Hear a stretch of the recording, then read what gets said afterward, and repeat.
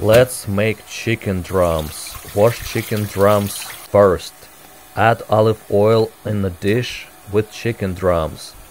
Grill spice, Indian spices, regular chicken spice.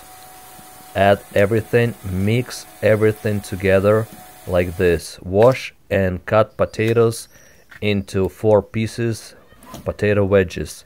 Add them into the chicken. Cut the onions like so. Add onions in there. Now add some regular potato spice and let's just mix everything together. Oven is hot.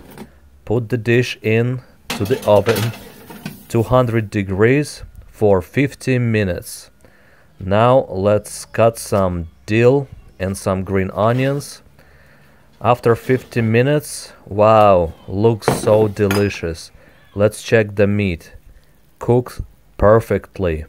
Steamy, tasty and delicious chicken drum. Service. Potato falling apart. Delicious.